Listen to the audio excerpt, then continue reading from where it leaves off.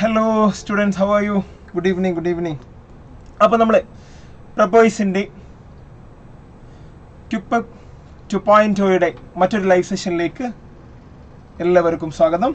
അപ്പോൾ നമ്മൾ ഇന്ന് ഫിസിക്സിൻ്റെ ലൈവാണ് ഉദ്ദേശിക്കുന്നത്. സോ നമ്മൾ ഡയറക്റ്റ് ക്വസ്റ്റ്യനിലേക്ക് പോവാം. So first question.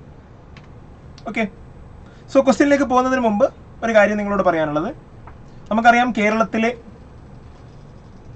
ഏറ്റവും മികച്ച CUET എൻട്രൻസ് കോച്ചിങ് ഇൻസ്റ്റിറ്റ്യൂട്ട് അല്ലെങ്കിൽ ഓൺലൈൻ ലേണിംഗ് ആപ്പാണ് എന്ത് പ്രപ്പോയ്സ്. സോ നിങ്ങൾ ഇതുവരെ പ്രപ്പോയ്സിനെ കുറിച്ച് അറിയാത്തവരാണെങ്കിൽ ഉടൻ തന്നെ നിങ്ങൾ പ്രപ്പോയ്സിനെ കുറിച്ച് സെർച്ച് ചെയ്ത് പഠിക്കുക. സോ ആപ്പ് സ്റ്റോറിലും പ്ലേ സ്റ്റോറിലും ആപ്പ് അവൈലബിൾ ആണ്. സോ നിങ്ങൾ അതിന് വേണ്ടിയിട്ടുള്ള കാര്യങ്ങളൊക്കെ നീങ്ങുക. സോ നമ്മുടെ ഇന്നത്തെ ഉദ്ദേശം, സോ ഈ ഒരു സെഷൻ്റെ മെയിൻ പർപ്പസ് എന്താണ്, ഫിസിക്സിലെ സയൻസിലെ വൺ ഓഫ് ദ മെയിൻ ഡൊമൈനായ ഫിസിക്സിലെ ലൈവ് സെഷനാണ്. കുറച്ച് ക്വസ്റ്റ്യൻസ്, ഒരു 10-35 ക്വസ്റ്റ്യൻസ് നമ്മൾ ഡിസ്കസ് ചെയ്യാൻ വേണ്ടി ഉദ്ദേശിക്കുന്നുണ്ട്.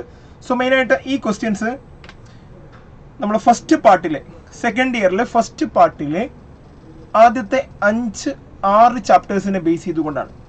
ഇലക്ട്രോസ്റ്റാറ്റിക്സ് ആൻഡ് മാഗ്നറ്റിസം, ഇലക്ട്രോസ്റ്റാറ്റിക്സിലും അതേപോലെ കറണ്ട് ഇലക്ട്രിസിറ്റിയും അതേപോലെ magnetism, moving charges and magnetism, അതൊക്കെ ഇൻക്ലൂഡഡ് ആയിട്ടുള്ള 6 ചാപ്റ്റേഴ്സ്, ബേസിക്കലി 6 ചാപ്റ്റേഴ്സ് ബേസ് ചെയ്തിട്ടുള്ളതാണ്. ബാക്കിയുള്ള ചാപ്റ്റേഴ്സ് അടുത്ത ലൈവിൽ നമുക്കുണ്ടാവും. സോ നമ്മൾ ക്വസ്റ്റ്യനിലേക്ക് പോവാം. ഒന്നാമത്തെ question, the value of charge on A body which carries 30 excess electrons. ഒരു ബോഡിയിലുള്ള ചാർജിന്റെ വാല്യൂ കണ്ടുപിടിക്കണം. അവിടെ 30 ഇലക്ട്രോൺസ് അധികമാണ്. So 30 excess electrons. സോ നമുക്കറിയാം ഏതൊരു ബോഡി ആണെങ്കിലും അവിടെയുള്ള ചാർജിന്റെ value it will be the integral multiple of E ആയിരിക്കും. ഇന്റഗ്രൽ മൾട്ടിപ്പിൾ ഓഫ് E ആണ്. നമുക്കറിയാം ഏത് ബോഡിയെയും നമുക്ക് ചാർജ് ചെയ്യണമെങ്കിൽ ഒന്നെങ്കിൽ അതിൽ നമ്മൾ ഇലക്ട്രോൺസ് ആഡ് ചെയ്യണം, അല്ലെങ്കിൽ അതിൽ നിന്ന് നമ്മൾ ഇലക്ട്രോൺസ് റിമൂവ് ചെയ്യണം. ഇലക്ട്രോൺസ് റിമൂവ് ചെയ്യുകയാണെങ്കിൽ പോസിറ്റീവ്ലി ചാർജ്ഡ് ബോഡി ആയിരിക്കും, ഇലക്ട്രോൺസ് ആഡ് ചെയ്യുകയാണെങ്കിൽ നെഗറ്റീവ്ലി ചാർജ്ഡ് ബോഡി ആയിരിക്കും. സോ ഇവിടെ എക്സസ് ഇലക്ട്രോൺസ് ആണ്. അപ്പോൾ ഡെഫിനറ്റ്ലി ഈ ഒബ്ജക്റ്റിന്റെ ചാർജ് എന്തായിരിക്കും, ഈ ബോഡിയുടെ ചാർജ് എന്തായിരിക്കും, നെഗറ്റീവ് ആയിരിക്കും. സോ നിങ്ങൾക്ക് ഓപ്ഷൻസ് നോക്കിയാൽ മനസ്സിലാവും.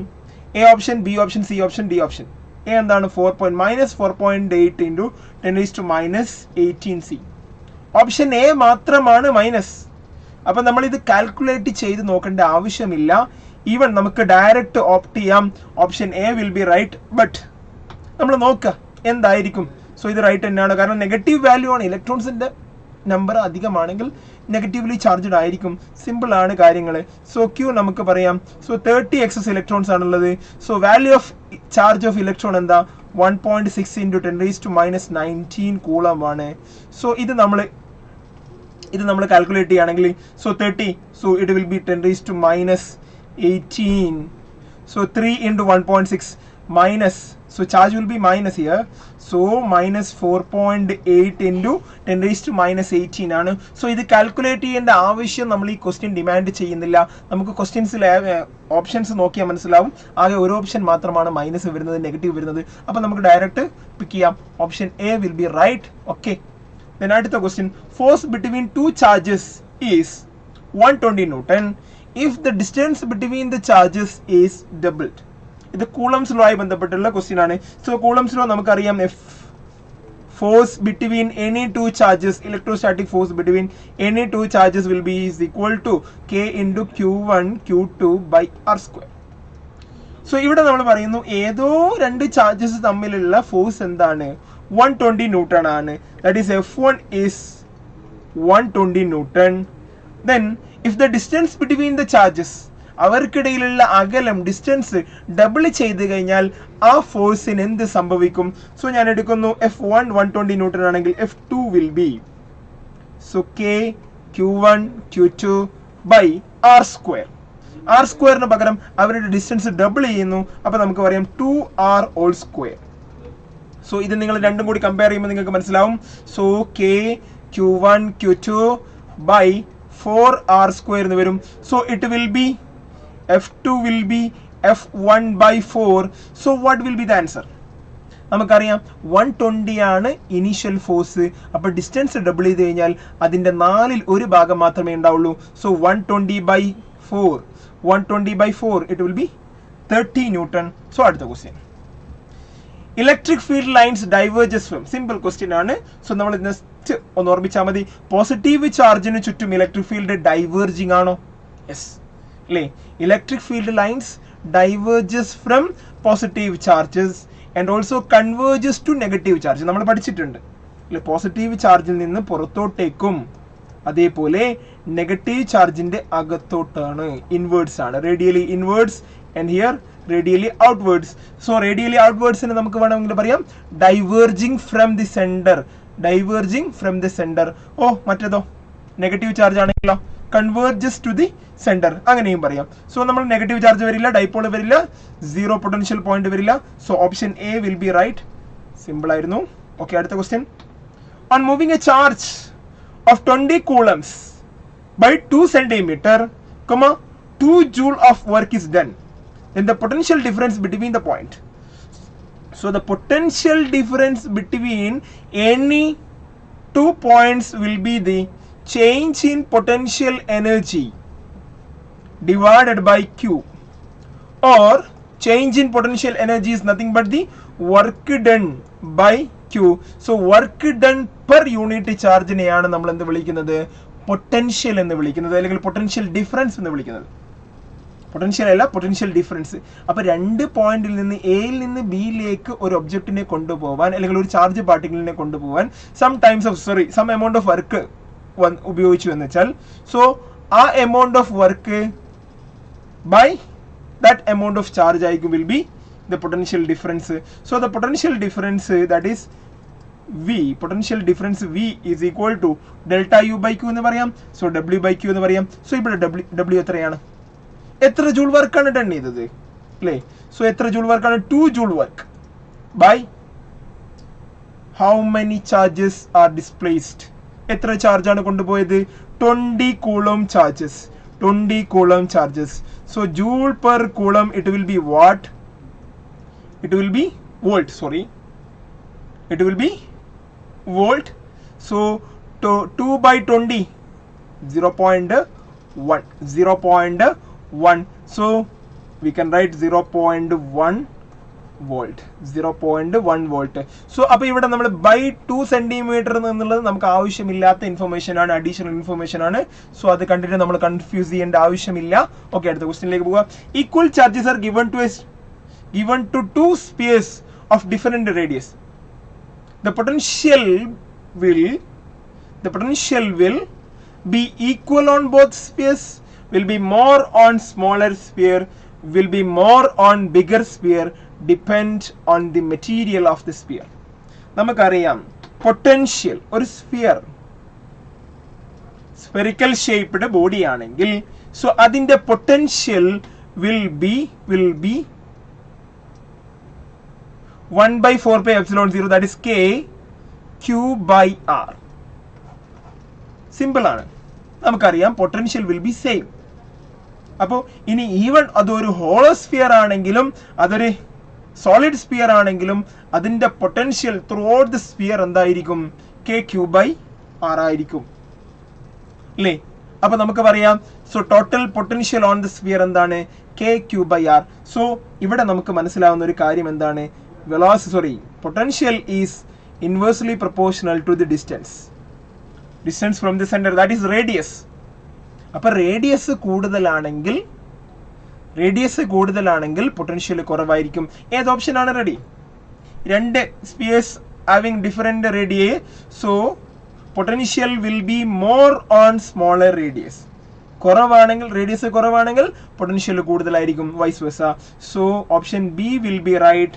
ഓക്കെ, ദെൻ അടുത്തത്, which of the following statement is not true for polar molecules? Simple question ആണ്. പോളാർ മോളിക്യൂൾസ് നമുക്കറിയാം. പോളാർ മോളിക്യൂൾസ് എന്താണ്?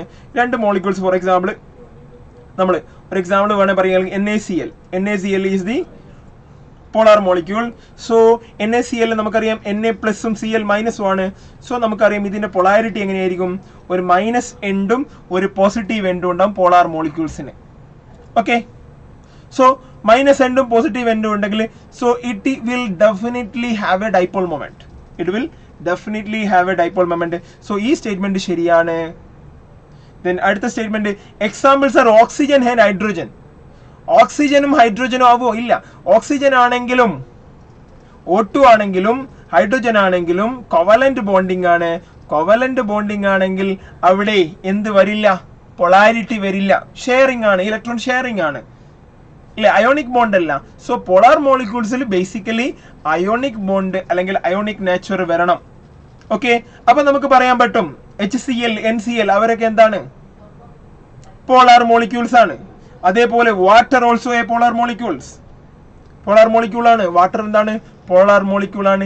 ഈവൻ കോവലന്റ് ബോണ്ടിങ് ഉണ്ടെങ്കിലും അവിടെ പൊളാരിറ്റി ഉണ്ട്. So we will discuss about, അല്ലെങ്കിൽ നിങ്ങൾ പഠിക്കും, അത് കെമിസ്ട്രിയിൽ പഠിക്കും. അപ്പൊ നമുക്ക് പ്രധാനമായിട്ട് മനസ്സിലാക്കേണ്ടത് ഹൈഡ്രജനും ഓക്സിജനും എന്തല്ല? പോളാർ മോളിക്യൂൾസ് അല്ല. അപ്പം ഇത് ശരിയല്ല അല്ലെ, ഈ സ്റ്റേറ്റ്മെന്റ് ശരിയല്ല. നമ്മളോട് ചോദിച്ചത് which of the following statement is not true എന്നാണ് ചോദിച്ചത്. സോ നമുക്ക് ശരിയല്ലാത്ത സ്റ്റേറ്റ്മെന്റ് ആണ് ഓപ്ഷനിൽ വേണ്ടത്, ടിക്ക് ചെയ്യേണ്ടത്. So B will be right. അടുത്ത രണ്ട് ഓപ്ഷൻസ് നോക്കി നോക്ക്. സി ഓപ്ഷൻ എന്താ? Centre of the positive and negative charges are separated. ശരിയാണ് അല്ലെ. പോളാർ മോളിക്യൂൾസിന്റെ കേസിൽ centre of the positive and negative charges will be separated. ഇനി examples are HCl and water molecules. Okay, ശരിയാണ്. Then electric field inside a dielectric decreases when it is placed in an external field. This happens due to electrostatic shielding, polarization, electrostatic repulsion between atoms, electrostatic attraction between atoms. ഒരു dielectric external electric ഫീൽഡിൽ വന്നു കഴിഞ്ഞാൽ എന്ത് സംഭവിക്കും? Polarisation സംഭവിക്കും, dipole moment create ചെയ്യപ്പെടും. So അതുകൊണ്ടാണ് അവരുടെ ഇൻസൈഡ് ഇലക്ട്രിക് ഫീൽഡ് കുറഞ്ഞു പോകുന്നത്. ഇനി അത് കണ്ടക്ടർ ആണെങ്കിലോ കംപ്ലീറ്റ്ലി സീറോ ആയിരിക്കും, ഇൻസൈഡ് ഇലക്ട്രിക് ഫീൽഡേ ഉണ്ടാവില്ല. സോ പോളറൈസേഷൻ ആണ് അതിന് കാരണം. സോ ഇലക്ട്രോസ്റ്റാറ്റിക് ഷീൽഡിങ് എന്തിന്റെ കേസിലാണ് പറയുക? അത് കണ്ടക്ടേഴ്സിന്റെ കേസിൽ മാത്രമാണ്. സോ ഡൈലക്ട്രിക്സിന്റെ കേസിൽ എന്താണ്? Polarisation. Okay, right. For a charged conductor of arbitrary shape inside the conductor. So നാല് സ്റ്റേറ്റ്മെന്റ് ഉണ്ട്. V, that is potential, is 0 and E is not 0. E is equal to 0 but V is same as on the surface and non-zero. E is non-uniform but V is 0 everywhere. E and V are 0. Okay, ചോദ്യം വളരെ clear ആണ്. ഒരു charged conductor arbitrary shape, ഏതോ ഷേപ്പിൽ, ഏതോ ഒരു രീതിയിൽ, എങ്ങനെയോ ഏതോ ഷേപ്പ്, ഏതോ സിലിണ്ടറിക്കലോ അല്ലെങ്കിൽ സ്പിയറോ, എനി ഷേപ്പ് ആവട്ടെ, whatever the shape. Okay, regular shape ആവണമെന്ന് നിർബന്ധമില്ല. സോ ഇൻസൈഡ് ദ കണ്ടക്ടർ നമ്മൾ പഠിച്ചിട്ടുണ്ട് ഇലക്ട്രിക് ഫീൽഡ് മസ്റ്റ് ബി 0. ഒരു കണ്ടക്ടർ ആണെങ്കിൽ അതിന്റെ ഇൻസൈഡ് എന്തായിരിക്കും? ഇലക്ട്രിക് ഫീൽഡ് 0 ആണ്. സോ ഇലക്ട്രിക് ഫീൽഡ് 0 വരുന്ന ഓപ്ഷൻസ് എന്തൊക്കെയാണ്? ബി ഓപ്ഷനും ഡി ഓപ്ഷനും ആണ്. പക്ഷേ ഡി ഓപ്ഷനിൽ പൊട്ടൻഷ്യലും 0 എന്ന് പറഞ്ഞിട്ടുണ്ട്. നമ്മൾ പഠിച്ചിട്ടുണ്ട് electric field will be 0 inside the conductor and potential will be equal to the potential at the surface. സർഫസിലുള്ള പൊട്ടൻഷ്യലിന് ഈക്വൽ ആയിരിക്കും throughout the conductor. So option B will be right. Okay, yes. If the potential difference between the plates of a capacitor is increased by 0.1%, the energy stored in the capacitor increases by nearly. Energy stored നമ്മൾ പഠിച്ചിട്ടുണ്ട്. Energy stored in a capacitor will be half CV square. One of the equation ആണ് അല്ലേ, half CV square. കുറെ equations ഉണ്ട്. So half CV square, ഇവിടെ C എന്താണ്? Constant ആണ്. സിക്ക് യാതൊരു മാറ്റമില്ല. സോ പൊട്ടൻഷ്യൽ മാത്രം ചേഞ്ച് ചെയ്യുന്നു. സോ പൊട്ടൻഷ്യൽ എത്ര ചേഞ്ച് ചെയ്യുന്ന പറഞ്ഞത്? 0.1% ഇൻക്രീസ് ചെയ്യുന്നു. What will happens? അപ്പൊ നമ്മൾ യൂണിറ്റ്സ് ആൻഡ് ഡയമെൻഷനിലേക്ക് തിരിച്ചു പോകണം. സോ നമുക്കറിയാം ഡെൽറ്റ. നമുക്ക് കണ്ടുപിടിക്കേണ്ടത് എന്താണ്? Energy stored in the capacitor increases by nearly 0.1%, 0.14%, 0.11%, 0.2%. So അതിന്റെ പെർസെൻറ്റേജ് ഇൻക്രീസിങ് ആണ് കണ്ടുപിടിക്കേണ്ടത്. സോ പെർസെൻറ്റേജ് ഇൻക്രീസിങ് കണ്ടുപിടിക്കണമെങ്കിൽ സോ ഇറ്റ് വിൽ ബി ഇതല്ല actually. So it will be actually what? 2 into delta V by V into 100. So we know that അല്ലെ? Half into C വിക്ക് ഒരു ഇററും വരുന്നില്ല, കാരണം അവരൊക്കെ കോൺസ്റ്റന്റ് ആണ്, ഹാഫ് കോൺസ്റ്റന്റ് ആണ്. ദെൻ അതേപോലെ സി കപ്പാസിറ്റി കോൺസ്റ്റന്റ് ആണ്, അല്ലെ? കപ്പാസിറ്റൻസ് കോൺസ്റ്റന്റ് ആണ്. സോ ഇവിടെ പറഞ്ഞിട്ടുണ്ട് ചേഞ്ച് ഇൻ പൊട്ടൻഷ്യൽ എന്താണ്? 0.1% ആണ്, ഇൻക്രീസ്ഡ് ആണ്. 0.1% ആണെങ്കിൽ so change in energy stored will be is equal to 2 into 0.1%, that is 0.2%. Clear? Option D will be right. Okay, yes. Another question, for a parallel plate capacitor dash possible potential difference between the capacitor plates. So ഒരു dash കൊടുത്തിട്ടുണ്ട്, കുറച്ച് നീളമുള്ള ഡാഷാണ്. So 4 statement കൊടുത്തിട്ടുണ്ട്. ഇതിൽ ഏത് statement ആണ് അവിടെ apt ആവുക എന്നുള്ളതാണ് ഇവിടെ ഉദ്ദേശിക്കുന്നത്. ഒരു പാരലൽ പ്ലേറ്റ് കപ്പാസിറ്ററിൽ എന്തോ ചെയ്യുമ്പോൾ എന്തോ സംഭവിക്കും, അല്ലേ? നോക്കാം. സോ നമ്മൾ ഓരോ സ്റ്റേറ്റ്മെന്റും ചേർത്ത് വായിക്കാൻ വേണ്ടി പോവാണ്.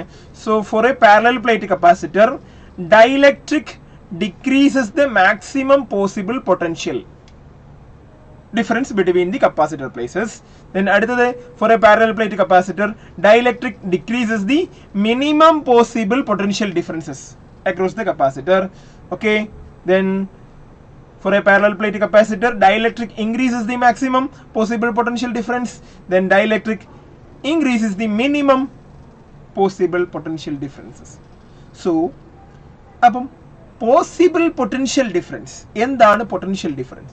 So potential difference between two plates of a parallel plate capacitor will be electric field into distance of separation. Simple case ആണ്. Electric field into distance of separation ആണ് നമ്മൾ പഠിച്ചിട്ടുണ്ട്. So electric field always sigma by epsilon 0. So it will be sigma by epsilon 0 into D. Okay, ഇതാണ് maximum potential എയറിലിരിക്കുമ്പോൾ. ഇനി നമ്മൾ ഇതിനെ ഒരു dielectric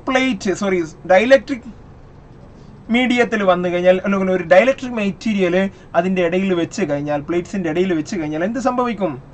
sigma D by epsilon 0 into epsilon R, where epsilon r is greater than 1, അല്ലേ?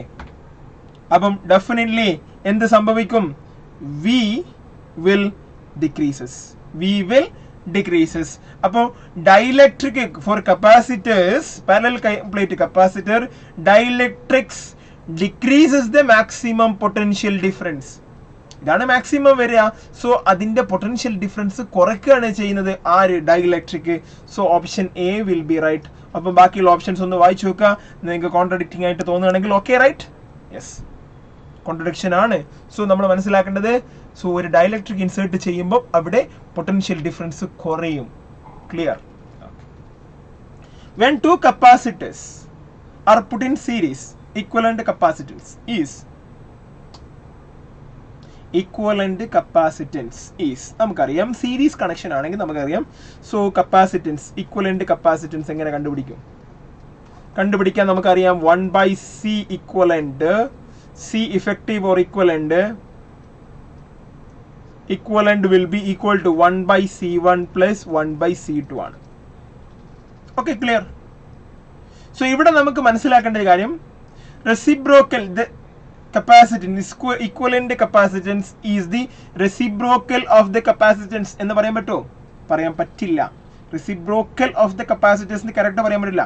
Some of the reciprocal ആണ് ഇക്വലന്റിന്റെ reciprocal. Okay, അത്രയും നമുക്ക് പറയാൻ പറ്റുള്ളൂ. Smaller than the both capacitors അത് നമുക്ക് പറയാം. അപ്പൊ നമ്മൾ മനസ്സിലാക്കേണ്ടത്, രണ്ട് പാരലൽ പ്ലേറ്റ് കപ്പാസിറ്റേഴ്സ് അല്ലെങ്കിൽ എനി ഷേപ്പ് ഓഫ് കപ്പാസിറ്റർ നമ്മൾ സീരീസ് കണക്ഷൻ ആണെങ്കിൽ അതിന്റെ total capacitance will be smaller than the both capacitance or both capacitors. അപ്പൊ നമ്മൾ പാരലലി കണക്ട് ചെയ്യുമ്പോൾ അത് റെസിസ്റ്റേഴ്സിന്റെ കേസിലാണെങ്കിലും കപ്പാസിറ്റേഴ്സിന്റെ കേസിലാണെങ്കിലും ആരുടെ കേസിലാണെങ്കിലും അതിന്റെ ടോട്ടൽ എഫക്റ്റീവ് റെസിസ്റ്റൻസ് ആയിക്കോട്ടെ, ഇഫക്റ്റീവ് കപ്പാസിറ്റൻസ് ആയിക്കോട്ടെ, മച്ച് സ്മോളർ, അല്ലേ? സോ ഈ രണ്ട് കേസിനേക്കാളും, ഈ രണ്ട് കപ്പാസിറ്റൻസിനേക്കാളും സ്മോളർ ആയിരിക്കും, ചെറുതായിരിക്കും. Option B will be right. ഇനി സീരീസ് കണക്ഷൻ ആണെങ്കിലോ ഡെഫിനറ്റ്ലി കൂടുതലായിരിക്കും. value will be higher than the both C1 plus C2 ആണ് വരിക. Okay. Optical analog of an equipotential surface is ഇതുവരെ ഒന്ന് നമ്മൾ ചിന്തിക്കേണ്ട ഒപ്റ്റിക്സുമായിട്ട് റിലേറ്റഡ് ആയിട്ടുള്ള ഒരു ക്വസ്റ്റ്യൻ ആണ്. Optical analogue of equipotential surface. Equipotential സർഫസിനെ നമുക്ക് എങ്ങനെ കാണാം? സിലിണ്ടറിക്കൽ സർഫസ് ഉണ്ട്, അതേപോലെ യൂണിഫോം അല്ലെങ്കിൽ പ്ലാനാർ സർഫസ് ഉണ്ട്. നമുക്ക് പ്ലാനാർ സർഫസ് ആണെങ്കിൽ ഇങ്ങനെ വരക്കാം അല്ലേ, പ്ലാനാർ ഇന്റർസ്പേസിങ് എന്തായിരിക്കും, ഈക്വൽ ആയിരിക്കും. സിലിണ്ടറിക്കൽ ആണെങ്കിൽ ഷേപ്പ് സിലിണ്ടറിക്കൽ ഷേപ്പിൽ, ഇനി അത് ഒരു സർക്കുലർ ഷേപ്പ് ആണെങ്കിലോ ഈ രീതിയിൽ അല്ലേ. യെസ്. സോ ഇതുമായിട്ടൊരു റിസംബ്ലൻസ് അല്ലെങ്കിൽ ഇതുമായിട്ടൊരു അനലോഗ്, ഒപ്റ്റിക്കൽ അനലോഗ് എന്താണ്? വേവ് ഫ്രണ്ട് ആണോ, വേവ് മോഷൻ ആണോ, റിഫ്ലക്ഷൻ ഓഫ് ലൈറ്റ് ആണോ, ഇന്റർഫറൻസ് ആണോ? നമുക്കറിയാലോ വേവ് ഫ്രണ്ട് ആണ്. വേവ് ഫ്രണ്ട് ഇതുപോലെ തന്നെ അല്ലേ, parallel planes, parallel waves. Cylindrical waves അല്ലെങ്കിൽ സിലിണ്ടറിക്കൽ വേവ് ഫ്രണ്ട് ഒരു പോയിന്റിൽ നിന്ന് സർക്കുലർ ഷേപ്പിൽ അല്ലെങ്കിൽ സ്ഫെറിക്കൽ ഷേപ്പിൽ, സിലിണ്ടറിക്കൽ ഷേപ്പിൽ, ഇനി പാരലൽ പ്ലാനാർ വേവ് ഒക്കെ നമ്മൾ പഠിച്ചിട്ടുണ്ട്. So optical analogue of equipotential surface എന്താണ്? വേവ് ഫ്രണ്ട് ആണ്. Yes, wave front. Okay. Then amount of work done in moving a unit positive charge through a distance of 10 centimeter on an equipotential surface is. നമുക്ക് മനസ്സിലാക്കണം work done എന്താണ് actually? work done is equal to potential difference. I am writing potential difference V into charge. അറിയാം potential difference delta V എന്ന് കൊടുക്കുക അല്ലെ, അതാണ് കുറച്ചുകൂടി നല്ലത്. Delta V into charge. So what about the potential difference throughout the equipotential surface? Equipotential surface ആണെങ്കിൽ potential constant ആണെങ്കിൽ potential difference ഇല്ല. അപ്പം എത്ര എമൗണ്ട് ചാർജും എത്ര ഡിസ്റ്റൻസിലും നമുക്ക് ട്രാവൽ ചെയ്യിപ്പിക്കണമെങ്കിൽ, മൂവ് ചെയ്യിപ്പിക്കണമെങ്കിൽ നമ്മൾ ഒരു വർക്കും ചെയ്യേണ്ട ആവശ്യമില്ല, അത് തനിയെ പോയിക്കോളും അല്ലേ, അത് തനിയെ മൂവ് ചെയ്തോളും. So no work is to be done to move any amount of charge. Okay. So നമുക്ക് പറയാം, സോ ഇക്വിപൊട്ടൻഷ്യൽ സർഫസ് ആയതുകൊണ്ട് തന്നെ വർക്ക് ഡൺ മസ്റ്റ് ബി അല്ലെങ്കിൽ വിൽ ബി 0. അപ്പൊ നമുക്ക് ബാക്കിയുള്ള ന്യൂമറിക്കൽസ് ഒന്നും കാര്യങ്ങളൊന്നും നമ്മൾ ആലോചിക്കേണ്ട ആവശ്യം തന്നെ ഇല്ല. Okay. Yes. According to Kirchhoff loop rule, ഇത്തരത്തിലുള്ള ക്വസ്റ്റ്യൻസ് നമ്മൾ കുറച്ച് ശ്രദ്ധിക്കേണ്ടതാണ്. നമ്മൾ പലപ്പോഴും കുഴപ്പത്തിലാവുന്ന ക്വസ്റ്റ്യൻ ആണ്. കാരണം വായിക്കാൻ കുറച്ച് സെന്റൻസ് കൂടുതലുണ്ടാവും, വായിക്കാൻ കുറച്ച് കൂടുതലുണ്ടാവും, ചെറിയ വേരിയേഷൻ ഉണ്ടാവുള്ളൂ. അപ്പോൾ നമുക്ക് കണ്ടാൽ തോന്നുന്ന വളരെ എളുപ്പമുള്ള ക്വസ്റ്റ്യൻ ആണ്. ഓക്കെ. സോ എളുപ്പമുള്ള ക്വസ്റ്റ്യൻ തന്നെയാണ്, പക്ഷെ നമ്മളോട് തെറ്റിപ്പോകാൻ സാധ്യതയുണ്ട്. നന്നായിട്ട് വായിക്കണം. According to Kirchhoff loop rule എന്തായിരുന്നു?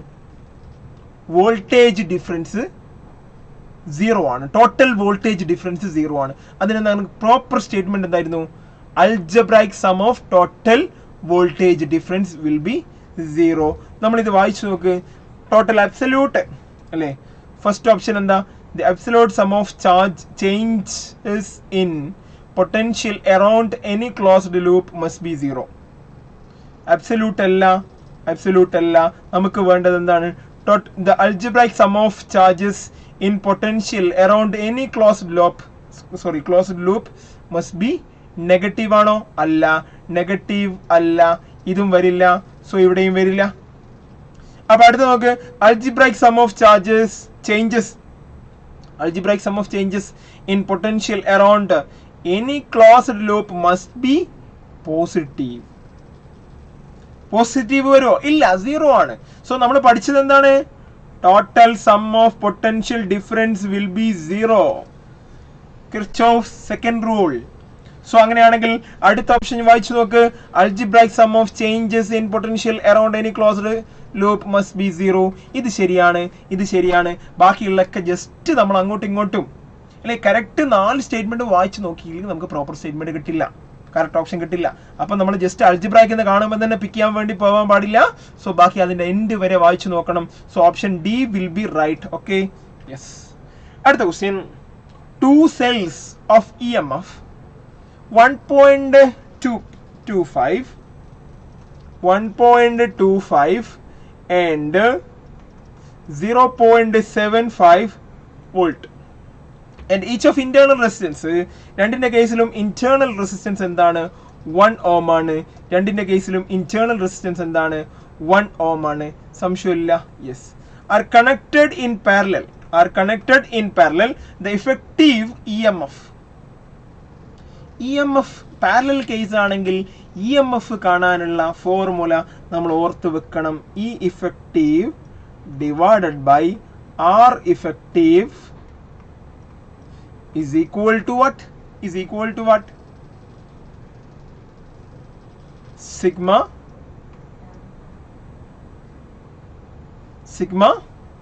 E by R. Okay, E by R. ഇതാണ് നമ്മൾ പഠിച്ചത് ഫോർമുല. സോ ഇവിടെ രണ്ട് കേസ് ആണുള്ളത്.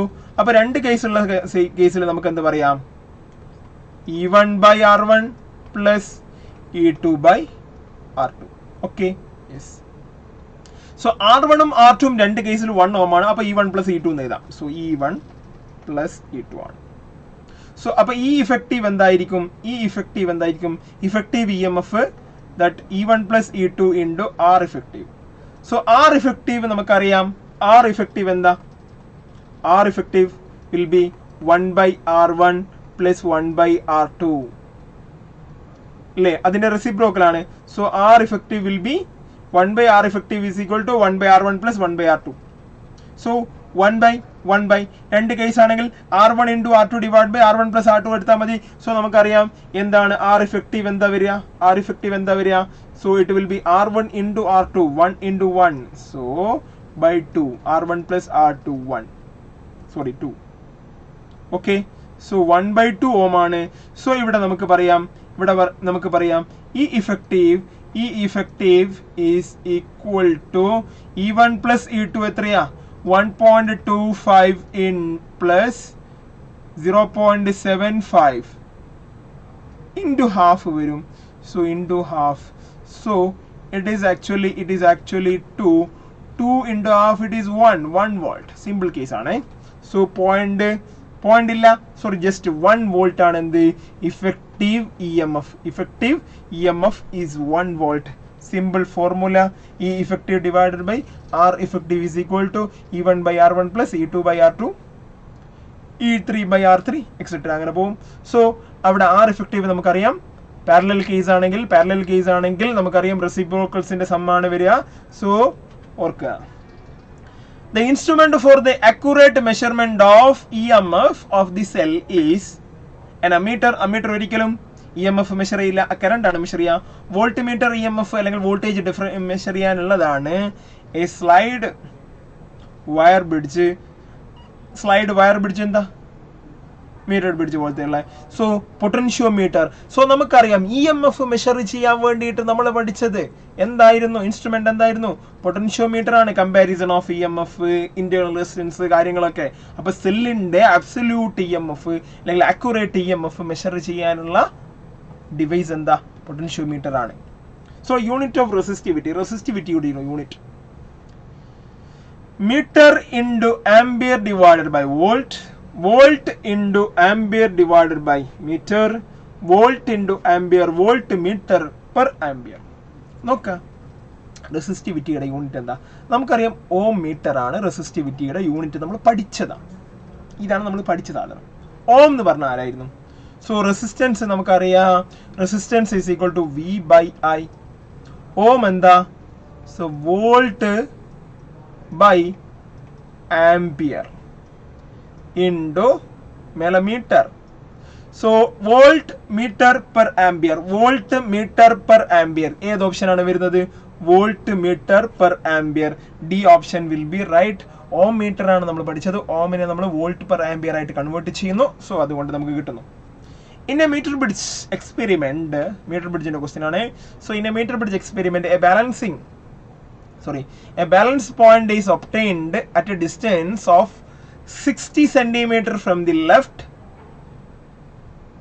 end when unknown resistance are in left gap and 8 ohm resistor is connected in right gap. ഒന്നുകൂടി വായിച്ചു നോക്കട്ടെ. In a meter bridge experiment, a balance point is obtained at a distance of 60 centimeter from the left end when unknown resistance R is in a left gap and 8 ohms resistor is connected in the right gap. So right gap ille, so നമ്മൾ just metre പിടിച്ച് വരയ്ക്കുകയാണെങ്കിൽ just ഒരു similarity.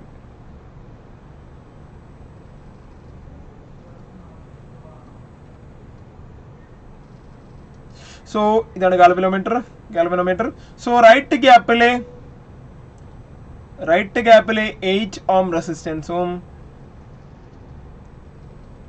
റെസിസ്റ്റൻസും left ഗ്യാപ്പിൽ അൺഡ്രോൺ resistance ആയ ആറും connect ചെയ്യുന്നു.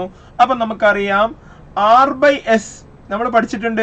R/S is equal to L/100 - L ആണ് മീറ്റർ ബ്രിഡ്ജിന്റെ ഫോർമുല. സോ ഇവിടെ R അൺനോൺ റെസിസ്റ്റൻസ് ക്ലിയർ ആണ്, 6 തന്നെ. സോ എസിന് പകരം ഇവിടെ വന്നത് എന്താ? 8 ആണ്. സോ അപ്പൊ നമുക്ക് എഴുതാം R/8. ബാലൻസിങ് പോയിന്റ് എത്രയാണെന്ന് പറഞ്ഞിട്ടുണ്ട്. ബാലൻസിങ് ലെങ്ത് എത്രയാ? 60 സെന്റിമീറ്റർ ആണ്. അപ്പൊ 60 സെന്റിമീറ്റർ ഡിവൈഡഡ് ബൈ 40 സെന്റിമീറ്റർ എന്ന് വരും അല്ലെ, 60/40 എന്ന് വരും. Okay, clear? യെസ്, ക്ലിയർ ആണ്. ഓക്കെ, ഇനി ചോദ്യം എന്താണ്? When the position of R and 8 ohm resistor is interchanged, balancing point will be at a distance of അല്ലേ, ജസ്റ്റ് ഇപ്പുറം 8 കൊണ്ടിട്ടാൽ എന്ത് സംഭവിക്കും അല്ലേ? 8 ഇവിടെ വന്നു, R ഇങ്ങോട്ട് വന്നു കഴിഞ്ഞാൽ സോ നമുക്ക് പറയാം 8/R is equal to 8/R എന്തായിരിക്കും? R/8 60/40 ആണെങ്കിൽ 8/R is equal to 40/60. So L/100 - L അല്ലേ ഇത്? Yes. From here I can say L is the 40. L is 40 centimeter. Just reverse ചെയ്യുന്നു, അത്രേ ഉള്ളൂ. Option A will be right. Okay. Yes. If a long hollow copper pipe carries a direct current. Hollow pipe ആണ്. Hollow shaped, cylindrical shaped pipe. Hollow pipe. Okay. Hollow copper pipe carries a direct current. The magnetic field associated with the current will be only outside the pipe. Then second, only inside the pipe. Neither outside nor inside. Both inside and outside. So inside പൈപ്പിന്റെ ഉള്ളിലൂടെ current flow ചെയ്യുന്നുണ്ടോ? ഇല്ല. ആ pipe hollow shaped ആണ്. അപ്പൊ ആ പൈപ്പിന്റെ ആ ഒരു സിലിണ്ട്രിക്കൽ ഷേപ്പിലൂടെയാണെങ്കിൽ ആ ഒരു സിലിണ്ട്രിക്കൽ പാത്തിലൂടെയാണ് കറണ്ട് ഫ്ലോ ചെയ്യുന്നത്. സോ ഡയറക്റ്റ് കറണ്ട് ആണ് പോകുന്നത്. സോ നമുക്ക് പറയാം അതിന്റെ ഒരു ക്രോസ് സെക്ഷൻ എടുക്കുകയാണെങ്കിൽ, ഞാൻ ജസ്റ്റ് പൈപ്പിന്റെ ക്രോസ് സെക്ഷൻ എടുക്കുകയാണെങ്കിൽ സോ ഇത് നമുക്ക് ക്രോസ് സെക്ഷൻ ആയിട്ട് എടുക്കാം. Okay, yes. സോ നമ്മള്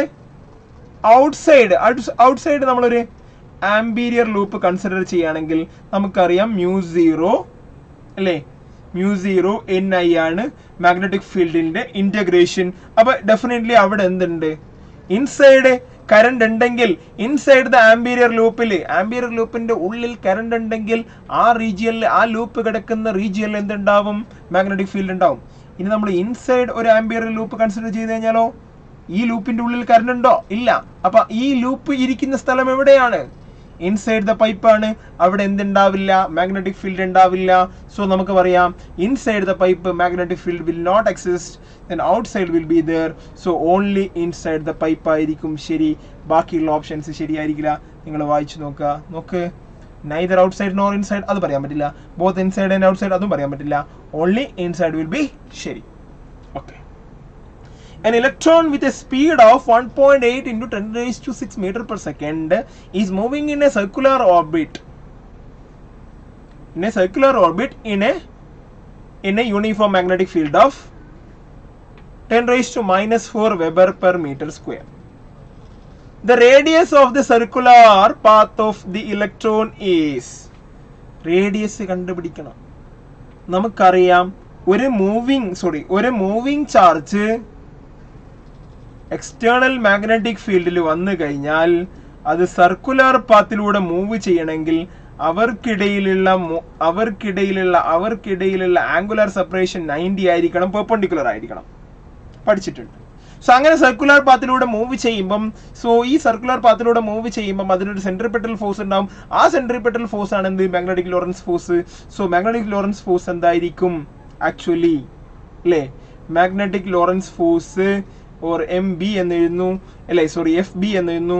it will be the centripetal force. Centripetal ഫോഴ്സിന് ഈക്വൽ ആയിരിക്കും. അപ്പോൾ നമുക്ക് പറയാം QVB is equal to MV square by R. MV square by R. So from here I can write radius is equal to MV by QB. MV by QV.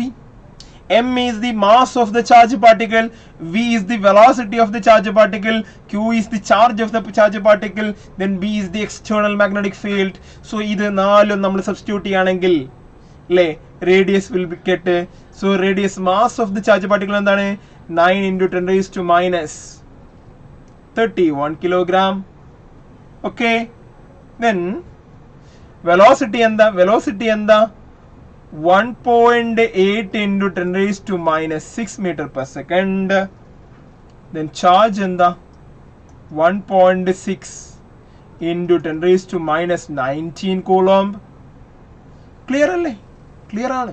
Yes. 19 coulomb. And എന്താണ്? Weber per metre square എന്താണ്? ടെസ്ലയാണ്. Okay, 10 raised to minus 4 എന്ന് പറയാം. So actually നമ്മൾ calculate ചെയ്യുകയാണെങ്കിൽ so what we will get നോക്കാം.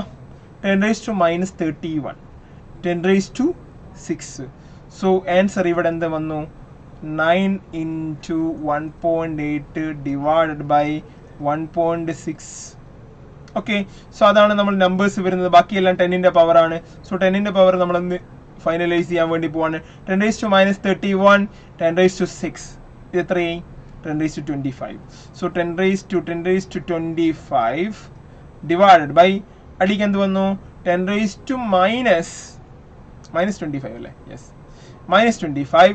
So 10 raised to minus 19 minus 4, 10 raised to minus 23.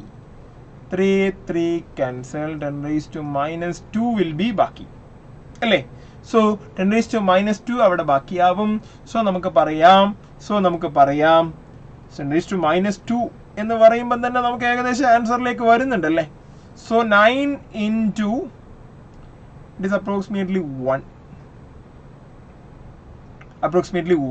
1 point something. അപ്പോൾ 9 into 1 point something എന്താ? 10 something വരും അല്ലേ? 10 something. 10 raised to minus 2 metre അല്ലേ വരിക? So 10 point something into 10 raised to minus 2 metre എന്ന് പറഞ്ഞാൽ എന്താ? 10 raised to minus 2 meter. 10 raised to minus 2 meter എന്ന് പറഞ്ഞാൽ എന്താ വരിക? ഇതിലേതാ വരിക? Options 10 raised to minus 2. So it will be 9 into 1 point something ആണ്. So 1 point something ഞാൻ 10 point something, എല്ലാത്തിലും 1 ആണ് സ്റ്റാർട്ടിങ്, 10 വരുന്നുണ്ട്. അപ്പോൾ 10.6 something വരുന്നുണ്ടോ? സോ ആക്ച്വലി എന്തായിരിക്കും? 10.63 ആയിരിക്കും. So 10.63 into 10 raised to minus 2 actually 0.1063 meter. Okay, so option 0.1063. Options നല്ലോണം നോക്കണം. എല്ലാം ഒരേ ഡിജിറ്റ്സ് ആണ്. അതിൻ്റെ ഡെസിമൽ പോയിന്റിൽ മാത്രമേ വേരിയേഷൻ ഉള്ളൂ. ഡിജിറ്റ്സ് ഒക്കെ സെയിം ആണ്. ഇവിടെയാണ് നമ്മളോട് തെറ്റിപ്പോവുക. സോ നമ്മൾ പലപ്പോഴും ഫസ്റ്റ് ഓപ്ഷൻ പിക്ക് ചെയ്യാൻ സാധ്യതയുണ്ട്. So option D will be right. Okay, right. A charge is fired through a magnetic field. The magnetic force acting on it is maximum when the angle between the direction of motion in the magnetic field. നമ്മൾ പഠിച്ചിട്ടുണ്ട് magnetic force എന്താ? F is equal to Q into V cross B ആണ്. That is QVB sin theta. So if theta is equal to 90 degree, F will be maximum. നമ്മൾ പഠിച്ചതാണ്. തീറ്റ 90 ആണെങ്കിൽ മാത്രമേ maximum maximum force ഉണ്ടാവുള്ളൂ.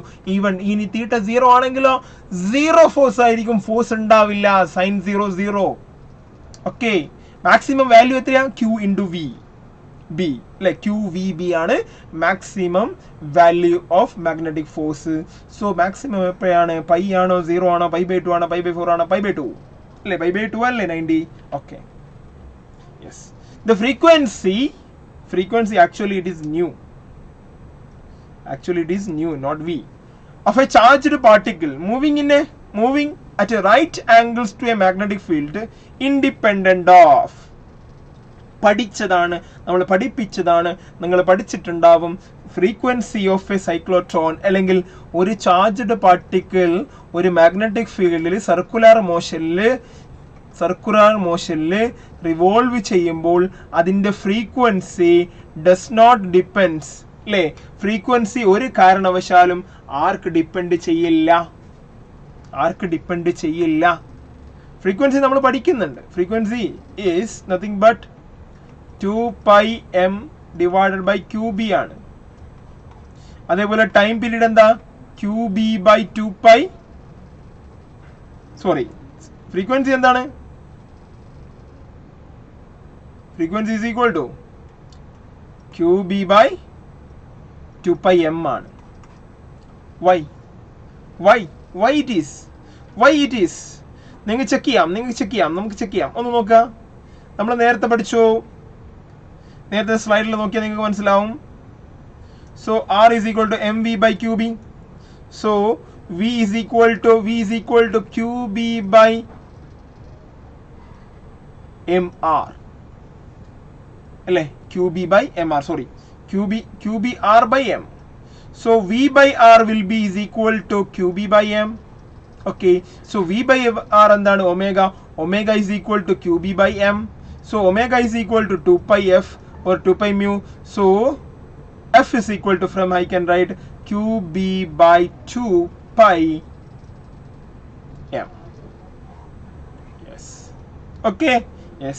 Frequency is independent of charge ആണോ? അല്ല, dependent ആണ്. Q ഉണ്ട്, മാഗ്നറ്റിക് ഫീൽഡിന് ഡിപ്പെൻഡന്റ് ആണ്, മാസിന് ഡിപ്പെൻഡന്റ് ആണ്. പക്ഷെ ആർക്ക് ഡിപ്പെൻഡന്റ് അല്ല? വെലോസിറ്റിക്ക് ഡിപ്പെൻഡന്റ് അല്ല, സ്പീഡ് ഓഫ് പാർട്ടിക്കിളിന് ഇൻഡിപെൻഡന്റ് ആണ്. So option C will be right. അതേപോലെ ബോത്ത് സ്പീഡ് ഓഫ് പാർട്ടിക്കിളിന്റെ സ്പീഡിനെയും ഡിപ്പെൻഡ് ചെയ്യില്ല, അതേപോലെ റേഡിയസിനെയും ഡിപ്പെൻഡ് ചെയ്യുന്നില്ല അല്ലേ? Option radius of the circular trajectory അതും ശരിയാണ്, സ്പീഡ് അതും ശരിയാണ്. രണ്ടും കൂടി വരുന്നത് ഏത് കേസാണ്? D option will be more correct. അപ്പൊ ഇതിൽ ഏറ്റവും അപ്രോപ്രിയേറ്റ് ആൻസർ എന്തായിരിക്കും? ഡി ഓപ്ഷൻ ആയിരിക്കും. Both speed of the particle and radius of trajectory രണ്ടും തന്നതുകൊണ്ട് നമ്മൾ ഡി ഓപ്ഷൻ തന്നെ ഓപ്റ്റ് ചെയ്യണം. കാരണം എന്താണ്? ഇൻഡിപെൻഡന്റ് ഓഫ് റേഡിയസ് എന്ന് മാത്രമേ ആദ്യത്തെ കേസിൽ പറയുന്നുള്ളൂ. ദെൻ തേർഡ് കേസിൽ ഇൻഡിപെൻഡന്റ് ഓഫ് സ്പീഡ് എന്നേ പറയുന്നുള്ളൂ. അപ്പൊ രണ്ട് സ്റ്റേറ്റ്മെന്റ് രണ്ടും ഒരുമിച്ച് വരുമ്പം അതാണ് മോർ കറക്റ്റ്, അതാണ് പ്യൂർ. അല്ലെങ്കിൽ ഓപ്ഷൻ കറക്റ്റ് ഓപ്ഷൻ എന്താണ്? Both speed and the radius, ഇതിന് രണ്ടിനും ഇൻഡിപെൻഡന്റ് ആയിരിക്കും. So option D will be right. അടുത്തത്, when a charged particle moves in a magnetic field, its kinetic energy independent. Kinetic energy നമ്മൾ പഠിച്ചിട്ടുണ്ട്. Magnetic ഫീൽഡിൽ ഒരു charge particle move ചെയ്യുമ്പോൾ അതിന്റെ പാത്തിൽ മാത്രമേ ചേഞ്ച് ചെയ്യപ്പെടുള്ളൂ. അതിന്റെ സ്പീഡ് കോൺസ്റ്റന്റ് ആയിരിക്കും. സ്പീഡ് കോൺസ്റ്റന്റ് ആണെങ്കിൽ വെലോസിറ്റിയുടെ മാഗ്നിറ്റ്യൂഡ്, അതായത് സ്പീഡ് എന്താ? വെലോസിറ്റിയുടെ മാഗ്നിറ്റ്യൂഡ് സ്പീഡ് എന്താ? കോൺസ്റ്റന്റ്. സോ സ്പീഡ് കോൺസ്റ്റന്റ് ആണെങ്കിൽ ഒബ്വിയസ്ലി നമുക്ക് പറയാം കൈനറ്റിക് എനർജി എന്താ? Half mv². It will B constant remains constant. നമ്മൾ പഠിച്ചു വെച്ചോ, മാഗ്നറ്റിക് ഫീൽഡിൽ വരുമ്പോൾ ചാർജ് പാർട്ടിക്കിളിന്റെ സ്പീഡിന് യാതൊരു മാറ്റവും വരില്ല. വെലോസിറ്റി ചേഞ്ച് ചെയ്യും, അതായത് ഡയറക്ഷൻ മാറുന്നതുകൊണ്ട് വെലോസിറ്റി മാറും, പക്ഷെ സ്പീഡ് മാറില്ല. സ്പീഡ് മാറാത്തത് കൊണ്ട് തന്നെ അതിന്റെ മാഗ്നിറ്റ്യൂഡ് ഓഫ് വെലോസിറ്റി ചേഞ്ച് ചെയ്യുന്നില്ല. So magnitude of velocity change ചെയ്യാത്തത് കൊണ്ട് കൈനറ്റിക് എനർജിയിൽ യാതൊരു മാറ്റവും വരുന്നില്ല. Kinetic energy is only depending on the magnitude of velocity and the mass. Okay, half mv². Okay, അപ്പൊ റിമൈൻസ് കോൺസ്റ്റന്റ് ആയിരിക്കും. കോൺസ്റ്റന്റ്. യെസ്. അടുത്തത്, two thin long wires separated by a distance b are carrying a current I ampere. the magnitude of force per unit length exerted by one wire on other wire is നമ്മൾ പഠിച്ചിട്ടുണ്ട് അല്ലേ force is equal to I1 I2 mu 0 I1 I2 mu 0 I1 I2 L divided by 2 pi d. പഠിച്ചതാണ്. So where d is the distance from the separation, sorry, distance from the distance of separation. ഇവിടെ distance of separation പകരം എന്താ വരുന്നത് അല്ലേ f per unit length ആണ്. per unit length എന്ന് പറഞ്ഞാൽ f by l. so ഞാൻ f magnitude of force per unit length, that is I am taking a small f, so capital F by L ആണ്. so f by L എന്ന് എടുക്കാം. so നമുക്ക് എന്താ പറയാം mu 0, it will be mu 0 I1 into I2, രണ്ട് കേസിലും same current ആണെങ്കിൽ I square എന്ന് കൊടുക്കാം by 2 pi into d. ഡിക്ക് പകരം ഇവിടെ എന്താണ് separated by the distance b എന്നാ പറഞ്ഞത് 2 pi b ആയിരിക്കും. so mu 0 I square by 2 pi b, ഇതാണ് ഓപ്ഷൻ അല്ലേ.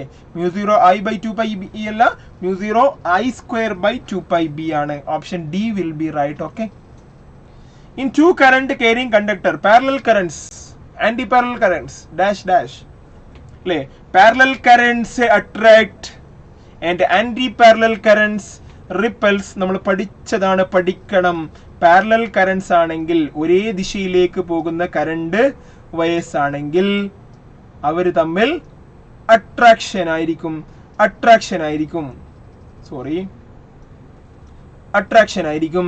സോ അകലങ്ങളിലേക്ക് പോകുന്ന കറണ്ട് ആണ്, സോറി ഡിഫറെന്റ് ഡയറക്ഷൻ ആണെങ്കിൽ കറണ്ട് ആന്റി പാരലൽ ആണെങ്കിൽ സോ അവർ തമ്മിൽ റിപ്പൽഷൻ ആയിരിക്കും. Attraction repulsion. Parallel currents attracts and anti parallel currents repels. Okay. അടുത്ത question, a charge of +10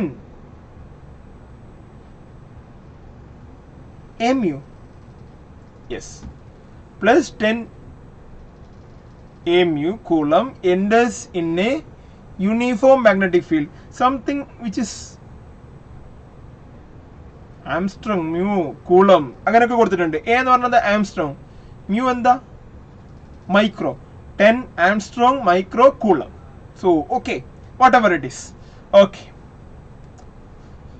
enters in a uniform magnetic field parallel to its direction. അതുകൊണ്ടാണ് ഇത്രയും കോൺഫിഡൻസോട് നമുക്ക് ഈ ക്വസ്റ്റ്യൻ തന്നത്. ഒരു charge particle of some value അല്ലേ, എത്രയോ charge ഉള്ള ഒരു പാർട്ടിക്കിള് ഒരു യൂണിഫോം മാഗ്നറ്റിക് ഫീൽഡിൽ വന്നു. ആൻഡ് എന്താണ് അവിടെ condition? Uniform magnetic field parallel to its direction. ആ മാഗ്നറ്റിക് ഫീൽഡ് അതിന്റെ മോഷന്റെ അതേ ഡയറക്ഷനിലാണ്, പാരലൽ ആണ്. What will happens to charge? നമുക്കറിയാം എന്തെങ്കിലും സംഭവിക്കുമല്ലോ. Yes. Force, magnetic Lorentz force എന്താ? QVB sin θ. പാരലൽ എന്ന് പറയുമ്പോൾ നമുക്കറിയാം തീറ്റ 0. തീറ്റ 0 ആണെങ്കിൽ സൈൻ 0. സൈൻ 0 ആണെങ്കിൽ F 0. No force will be acted on the charge. അതുകൊണ്ടാണ് നമുക്ക് ഇവിടെ ചാർജിന്റെ വാല്യൂ ഒരു ഒരുമാതിരി വൃത്തികെട്ട ഫോമിൽ തന്നത്. അതെന്തായാലും നമുക്ക് വിഷയമല്ല. യെസ്. അപ്പൊ നമുക്ക് പറയാൻ പറ്റും, അപ്പൊ ഫോഴ്സ് ആക്ട് ചെയ്യില്ല. അതായത് മോഷൻ ഓഫ് ദ പാർട്ടിക്കിളും മാഗ്നറ്റിക് ഫീൽഡും ഒരേ ഡയറക്ഷനിലാണെങ്കിൽ അവിടെ നോ നെറ്റ് ഫോഴ്സ് അല്ലെങ്കിൽ no magnetic Lorentz force. Magnetic Lorentz force ഇല്ലെങ്കിൽ അവിടെ എന്തോ സംഭവിക്കുമോ? ചാർജ് വന്ന വഴിക്ക് പോയിക്കോളും, അതേ ഡയറക്ഷനിൽ പോയിക്കോളും. No deviation. Move undeviated with constant velocity. അവരുടെ വെലോസിറ്റിയിൽ എന്തായാലും മാഗ്നറ്റിക് ഫീൽഡിന് ചേഞ്ച് ചെയ്യാൻ പറ്റില്ല, സ്പീഡ് ചേഞ്ച് ചെയ്യാൻ പറ്റില്ല. സ്പീഡ് ചേഞ്ച് ചെയ്യാൻ പറ്റാത്തത് കൊണ്ട് തന്നെ വെലോസിറ്റി മാറില്ല, ഡയറക്ഷനും മാറുന്നില്ല. അപ്പൊ ഡയറക്ഷൻ മാറുന്നില്ല, സോ ഡീവിയേഷൻ ഇല്ല, വെലോസിറ്റിയിൽ മാറ്റമില്ല. അപ്പോൾ option A will be right. മറ്റു ഓപ്ഷൻസ് നമുക്ക് വായിക്കാമല്ലോ. Continue to move with acceleration. Acceleration ഒരിക്കലും ഉണ്ടാവില്ല അല്ലേ. മോഷൻ, ഫോഴ്സ് ഇല്ലെങ്കിൽ പിന്നെ എന്താ acceleration. Perform circular motion, circular motion ആവണമെങ്കിൽ നമ്മൾ പറഞ്ഞിട്ടുണ്ട് മാഗ്നറ്റിക് ഫീൽഡും ചാർജിന്റെ മോഷനും പെർപെൻഡിക്കുലർ ആയിരിക്കണം, ഇവിടെ പാരലൽ ആണ്. So perform circular motion in plane, എന്തോ ആട്ടെ അത് കേസ് വരികയില്ല. Okay, yes. അടുത്ത ക്വസ്റ്റ്യൻ ഒരു അസർഷൻ റീസൺ ക്വസ്റ്റ്യൻ ആണ്. സോ ഇത്തരം ക്വസ്റ്റ്യൻസ് നമ്മൾ കുറച്ചും കൂടി ഒന്ന് ശ്രദ്ധിച്ച് ചെയ്യേണ്ട ക്വസ്റ്റ്യൻസ് ആണ്. So a magnetic field produced by a current carrying solenoid is independent of its length and the area of cross section. നമുക്കറിയാം magnetic field produced by the solenoid എന്താണ്, μ0 Ni ആണ്. It is only depending on the medium of the material. ഈ material ഏത് മീഡിയത്തിലാണ് വെച്ചത് എന്നും അതേപോലെ number of turns per unit length, അതാണ് small n. Then I is the current passing through the solenoid. So basically നമ്മൾ രണ്ട് കാര്യങ്ങളാണ് ഓർക്കേണ്ടത്, number of turns per unit ലെങ്ത്തും ഐയും total current passing through the solenoid ആണ്. സോ ഈ magnetic ഫീൽഡിനെ ഡിപ്പെൻഡ് ചെയ്യുന്ന ഫാക്ടേഴ്സ്. Okay, yes. അപ്പോൾ നമുക്ക് പറയാം magnetic field produced by a current carrying solenoid is independent of length. ശരിയാണല്ലോ, yes. Area of cross section ശരിയാണല്ലോ. അപ്പോൾ അസേർഷൻ, ഒന്നാമത്തെ അസേർഷൻ എന്താണ്, ശരിയാണ്. മാഗ്നറ്റിക് ഫീൽഡ് റീസൺ, അതിന്റെ റീസൺ കൊടുത്തത്, ഈ ഒരു അസേർഷന്റെ റീസൺ കൊടുത്തത് magnetic field within A very long solenoid is uniform. ഒരു ലോങ് സോളിനോയിഡിന്റെ കേസിൽ മാഗ്നറ്റിക് ഫീൽഡ് ഇൻസൈഡ് എന്താണ്, യൂണിഫോം ആണ്. യൂണിഫോം ആയിക്കോട്ടെ, യൂണിഫോം ആണ്. പക്ഷേ ഇതെന്തുകൊണ്ട് യൂണിഫോം ആയെന്ന് പറയുന്നില്ല. സോ യൂണിഫോം ആണെന്ന് പറഞ്ഞത് ശരിയാണ്, യൂണിഫോം ആണ് നമ്മൾ പഠിക്കുന്നത്. പക്ഷെ നമ്മൾ മുകളിൽ പറഞ്ഞതിന്റെ, നമ്മുടെ സ്റ്റേറ്റ്മെന്റിന്റെ റീസൺ ആണോ അത്? അല്ല. അതിന്റെ റീസൺ യൂണിഫോം ആയതുകൊണ്ട് ഇൻഡിപെൻഡന്റ് എന്ന് പറയാൻ പറ്റൂ? ഇല്ല. ഇൻഡിപെൻഡന്റ് ആയതുകൊണ്ടാണ് യൂണിഫോം ആയത് എന്ന് വേണേ പറയാം. ഇൻഡിപെൻഡന്റ് ആയതുകൊണ്ടാണ്, ഇൻഡിപെൻഡന്റ് ഓഫ് ലെങ്ത്തും ഇൻഡിപെൻഡന്റ് ഓഫ് ക്രോസ് സെക്ഷനും ആയതുകൊണ്ടാണ് യൂണിഫോം ആയത് എന്ന് വേണേ പറയാം. നേരെ തിരിച്ച് പറയാൻ പറ്റില്ല. പക്ഷേ എയും ആറും ശരിയാണ്, അസേർഷനും റീസണും ശരിയാണ്. പക്ഷേ reason is not the correct explanation of എയുടെ അസേർഷന്റെ കറക്റ്റ് എക്സ്പ്ലനേഷൻ അല്ല റീസൺ. അപ്പം both A and R true, but R is not the correct explanation of A. ഇവിടെ നിങ്ങൾക്ക് കാര്യമായിട്ട് 4 ഓപ്ഷൻസ് ഉണ്ടാവാം. Both A and R is true. R is the correct explanation of A. Then both A and R true. R is not the correct explanation of A. A is true, R is false. A is false, R is true. Basically ഈ 4 options ആണ് വരിക. ഇതിൽ നമുക്ക് പലപ്പോഴും ഈ 2 ഓപ്ഷനുമാണ് നമുക്ക് കൂടുതൽ confusing ആവുക അല്ലേ. എയും ബിയും ശരിയായിരിക്കും, രണ്ടും ശരിയായിരിക്കും, 2 സ്റ്റേറ്റ്മെന്റ് ശരിയായിരിക്കും. പക്ഷെ രണ്ടാമത്തെ സ്റ്റേറ്റ്മെന്റ് ഒന്നാമത്തെ സ്റ്റേറ്റ്മെന്റിന്റെ റീസൺ ആവണം. ഇവിടെ അങ്ങനെ ആവുന്നില്ല, രണ്ടും ശരിയാണ് പക്ഷെ പ്രോപ്പർ റീസൺ ആവുന്നില്ല. മാഗ്നറ്റിക് ഫീൽഡ് യൂണിഫോം ആയതുകൊണ്ട് നമുക്ക് പറയാൻ പറ്റില്ല ഇൻഡിപെൻഡന്റ് ഓഫ് ലെങ്ത്തും ക്രോസ് സെക്ഷൻ എന്ന് പറയാൻ പറ്റില്ല അല്ലേ. ഇൻഡിപെൻഡന്റ് ഓഫ് ലെങ്ത്തും ക്രോസ് സെക്ഷനും ആയതുകൊണ്ട് യൂണിഫോം ആണെന്ന് വേണേ പറയാൻ പറ്റും. നേരെ തിരിച്ചാണെങ്കിൽ ശരിയായ ഓപ്ഷൻ എ വിൽ ബി ശരി. Okay, yes. What is the unit of susceptibility? Susceptibility എന്താ? Susceptibility പഠിച്ചിട്ടുണ്ട്. Susceptibility is a dimensionless unitless constant അല്ലേ. ഒരു പ്രൊപ്പോർഷണാലിറ്റി കോൺസ്റ്റന്റ് ആണ് സസെപ്റ്റിബിലിറ്റി. ഇതെന്തല്ല, ഡയമെൻഷനും ഇല്ല യാക്ക്, അതേപോലെ യൂണിറ്റും ഇല്ല. ഡയമെൻഷൻ ഇല്ലെങ്കിൽ തന്നെ നമുക്ക് പറയാൻ പറ്റും യൂണിറ്റ് ഉണ്ടാവില്ല. ഓപ്ഷൻ സി വിൽ ബി ശരി. Okay, ശരിയായിരിക്കില്ലേ? The declination is the angle between, പഠിച്ചിട്ടുണ്ട്, ഇൻക്ലിനേഷനും ഡിക്ലിനേഷനും. ഡിക്ലിനേഷൻ എന്ന് പറയുന്നത് നമ്മൾ പഠിച്ചതാണ് മാഗ്നറ്റിക് മെറിഡിയനും ജോമെട്രിക് മെറിഡിയനും തമ്മിലുള്ള ആംഗുലാർ സെപ്പറേഷൻ ആണ്. അറ്റ് എ പെർട്ടിക്കുലർ പോയിന്റിൽ, നമ്മൾ എർത്തിലെ എവിടെയെങ്കിലും ഒരു പോയിന്റിൽ മാഗ്നറ്റിക് മെറിഡിയനും ജോമെട്രിക് മെറിഡിയനും തമ്മിലുള്ള ആംഗുലാർ സെപ്പറേഷൻ ആണ് എന്ത്, ഡിക്ലിനേഷൻ. ഏതാണ് correct? Angle between geometric and magnetic Meridian. So ബാക്കിയുള്ളത് നിങ്ങൾ വായിച്ചു നോക്കിയാൽ മനസ്സിലാവും, അതൊരു കാരണവശാലും വരില്ല. Horizontal and vertical component of earth magnetic field അങ്ങനെ വരില്ലല്ലോ. ഹൊറിസോണ്ടൽ കമ്പോണന്റിന്റെ ടോട്ടൽ മാഗ്നറ്റിക് ഫീൽഡ് ഇതെന്താണ് ആക്ച്വലി വരുന്നത്? ഇതെന്താണ് ആക്ച്വലി? ഇൻക്ലിനേഷൻ ആണ്. ആംഗിൾ ഓഫ് ഡിപ്പ് ഓർമ്മയുണ്ടല്ലോ, ഇൻക്ലിനേഷൻ. ഓക്കെ, സോ ഇതിനെയാണ് നമ്മൾ എന്ന് പറയുന്നത് ഹൊറിസോണ്ടൽ കമ്പോണന്റും ടോട്ടൽ മാഗ്നറ്റിക് ഫീൽഡും തമ്മിലുള്ള സെപ്പറേഷനെയാണ് നമ്മൾ angle of dip or inclination എന്ന് വിളിച്ചത്. So geometric and magnetic meridian തമ്മിലുള്ള ആംഗുലർ സെപ്പറേഷനെയാണ് നമ്മൾ ഡിക്ലിനേഷൻ എന്ന് വിളിക്കുന്നത്. സോ അടുത്ത്, ferromagnetic materials can be magnetised easily because ferromagnetic മെറ്റീരിയൽസിന്റെ കേസിൽ ഡയ, പാര, ഫെറോ ഇതിന്റെ കേസിൽ നമ്മൾ പഠിച്ചിട്ടുണ്ട്. Ferromagnetic materials have low susceptibility and high permeability. Low susceptibility and permeability ആണോ? അല്ല. നമ്മൾ ഫെറോ മാഗ്നറ്റിക് മെറ്റീരിയൽസ് ആണെങ്കിൽ സസെപ്റ്റിബിലിറ്റി വളരെ കൂടുതലായിരിക്കും, അല്ലേ? വളരെ കൂടുതലായിരിക്കും, മണ്ണിനേക്കാളും വളരെ കൂടുതലായിരിക്കും. അതേപോലെ പെർമിയബിലിറ്റി വളരെ വളരെ കൂടുതലായിരിക്കും. റിലേറ്റീവ് പെർമിയബിലിറ്റി മണ്ണിനേക്കാൾ വളരെ കൂടുതലായിരിക്കും. അതേപോലെ പെർമിയബിലിറ്റി എന്തായിരിക്കും? സ്പേസിന്റെ പെർമിയബിലിറ്റിയേക്കാളും വളരെ വളരെ കൂടുതലായിരിക്കും. ഈ 3 കാര്യങ്ങൾ നമ്മൾ പഠിച്ചു വെച്ചതാണ്. സോ ഇനി പാര ആണെങ്കിലോ 1ന്റെ 0 ഇടയ്ക്ക്, 1ന്റെ -1ന്റെ ഇടയ്ക്ക്, അല്ലെ 1ന്റെ 0ന്റെ ഇടയ്ക്ക്, ദെൻ 1നേക്കാൾ കുറവ്, സോ 1നേക്കാൾ കുറച്ച് കുറവ്, സോ ഇത് 1നേക്കാൾ കുറച്ച് കൂടുതൽ, അല്ലെ 1ന്റെ 0ന്റെ ഇടയ്ക്ക്. സോ ഇവിടെ ആണെങ്കിലോ ജസ്റ്റ് ഇൻക്രീസ്, അല്ലെ ജസ്റ്റ് കുറച്ച് കൂടുതലാണ്, ജസ്റ്റ് ഗ്രേറ്റർ ദാൻ μ0 അങ്ങനെയാണ് വരിക.